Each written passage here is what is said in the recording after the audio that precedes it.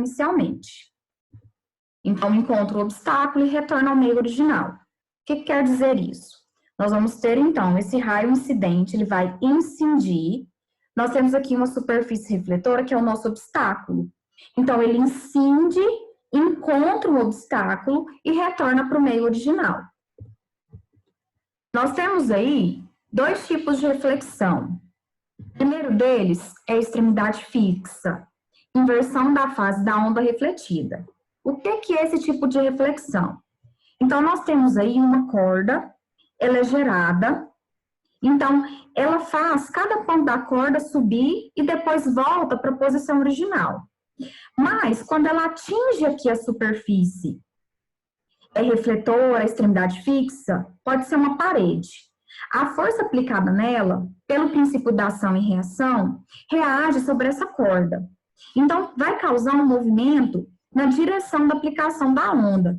Então, nós vamos ter aqui um sentido inverso, tá? Gerando, então, uma onda refletida. Então, ela tá aqui, ela levanta, quando ela bate aqui, ó, ela tá presa, né? Quando ela encosta aqui, quando ela bate aqui nessa parede, ela inverte. Então, a gente vê a posição, quando chega nesse ponto, ela inverte, né? Ela fica invertida. Então, a gente tem uma inversão da fase, né, dessa onda. Já a extremidade livre, nós não temos essa inversão. Então, é sem inversão da fase da onda. Então, nós temos aqui uma corda presa. Então, o que a gente percebe? Quando ela atinge, então, essa parede, embora não tenha deslocamento de sentido, nós só temos o sentido perpendicular dessa corda. Então, ela vai, bate na parede e volta. Nós não temos ela virada de cabeça para baixo aqui, invertida, né? Então, a onda ela é refletida na direção da aplicação, mas com sentido inverso. Por que sentido inverso? No caso aqui, ela está indo para a direita, depois ela reflete para a esquerda, né? Ainda falando de reflexão, todas as ondas podem sofrer reflexão no momento em que incidem sobre uma superfície. Então, particularmente, todas as ondas podem sofrer a reflexão, tá? Ao emitir um som, em frente a um obstáculo, a reflexão dessa onda pode gerar três fenômenos, que é o que nós vamos fazer estudo. O eco, a reverberação e o reforço. Então, o eco, a reverberação e o reforço. Esses são o que a gente vai fazer estudo, tá? Então, reflexão, prestem atenção aqui. O ouvido humano precisa de um intervalo de, no mínimo, 1/10 de segundo, cerca de 0,1 segundos, para distinguir dois sons diferentes. Mas como assim? Então, nós temos primeiro o eco. O que vem a ser o eco?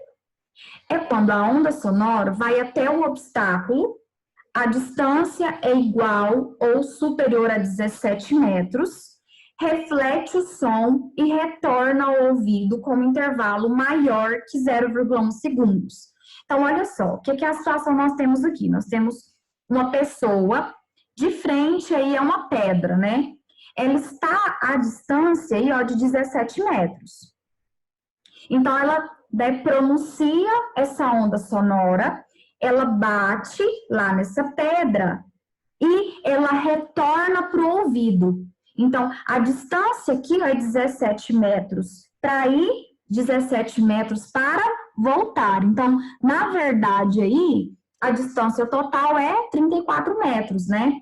Mas o que vai acontecer? O som, ele vai refletir e vai retornar, então, para o ouvido. E o intervalo aí, né, é maior que 0,1 segundos. Então, olha só, prestem atenção aqui.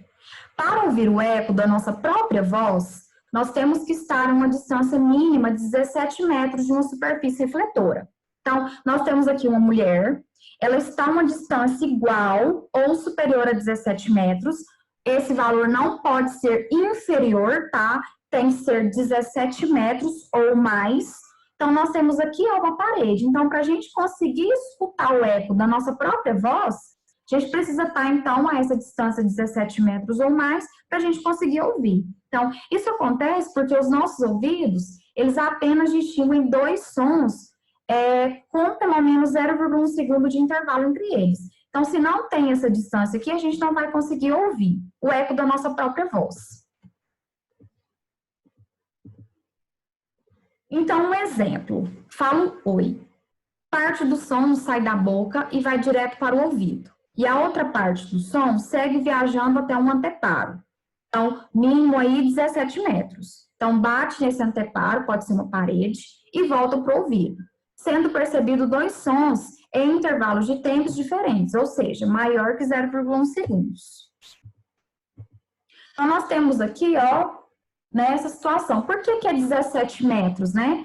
Eu acabei de comentar com vocês no slide passado que a gente tinha mulher e ela, para escutar o eco da voz dela, tinha que estar 17 metros ou mais.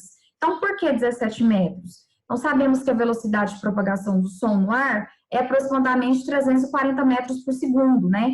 E o intervalo mínimo, né, que o ouvido humano consegue distinguir dois sons diferentes é 0,1 segundos. Então, nós temos essa fórmula de velocidade média, a gente estuda ela na primeira série. Então, velocidade média igual a variação do espaço dividido pela variação do tempo. Então, a velocidade média aí, né, de propagação do som no ar é 340 metros por segundo. Então, 340 é igual a variação do espaço dividido pelo tempo, né, que é 0,1. Então, aqui, multiplicação cruzada, então, vai ser ΔS igual 340 vezes 0,1 é 34 metros.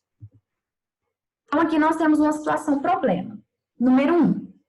O eco de um grito é ouvido por uma pessoa 5 segundos após ela ter gritado. A velocidade do som no ar é de aproximadamente 340 metros por segundo. Esse valor aqui, ó, pessoal, é tabelado, tá? Então, a velocidade de propagação do som é 340 metros por segundo, né?